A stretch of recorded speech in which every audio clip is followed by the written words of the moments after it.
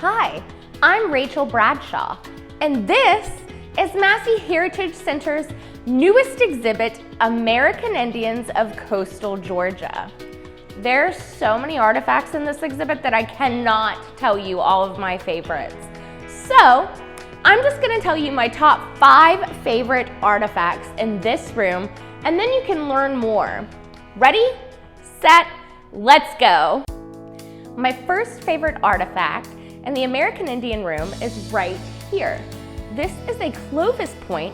It's made of stone and it has 3 sides and 1 sharpened point. This is actually the earliest tool that American Indians invented to hunt with. This was invented before they had other tools like the arrowhead or the bow and arrow. My number 2 top artifact today is the atlatl. The atlatl was often made of wood or stone and featured a spear. The great thing about the atlatl is that the atlatl could launch the spear into the air, which made hunting easier, especially hunting those smaller and fast-moving animals like the rabbits, the deer, and the turkey.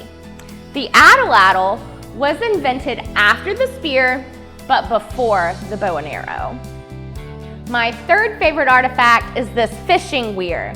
It's woven like a basket, and it could be woven using palm leaves, sticks, bamboo, grass, and it was used to catch fish, shrimp, oysters, mussels in the rivers. The Creek and the Cherokee people really used these fishing weirs to provide food for their families. My fourth top artifact is this dugout wooden canoe. This dugout canoe is made from one single tree branch. It's been set on fire to soften the wood and then carved out in the center using oyster shells to make the center hollow part of the canoe. This canoe floats on water and was a great tool for transportation for the Creek and the Cherokee people along all the river and waterways in Savannah, Georgia. This map shows us where all the American Indian villages were located in the Savannah area. Each American Indian village is represented by a color square. So if you look at this map, you can notice that most of the American Indian villages were located very close to a river or waterway, making the fishing basket and the dugout canoe even more useful for the Creek and the Cherokee people. Last but not least is my 5th favorite artifact, and this is the mortar and the pestle. This is made of stone. It's 2 pieces, and you know what? This is actually one of the oldest tools ever invented. Historians believe that people have been using a mortar and pestle for as long as there have been people on Earth.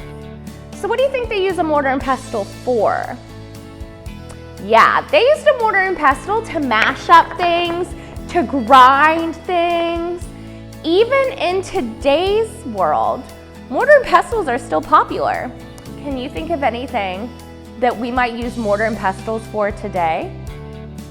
If you said things like guacamole, or making salsa, or grinding herbs, all of those things use modern mortar and pestles. So, what I want you to do now, go into your kitchen and ask your family if you have a mortar and pestle. A lot of people have them in their kitchens to make things like I just said, guacamole, hummus, salsa. You can grind up really hot peppers and make spicy hot sauce.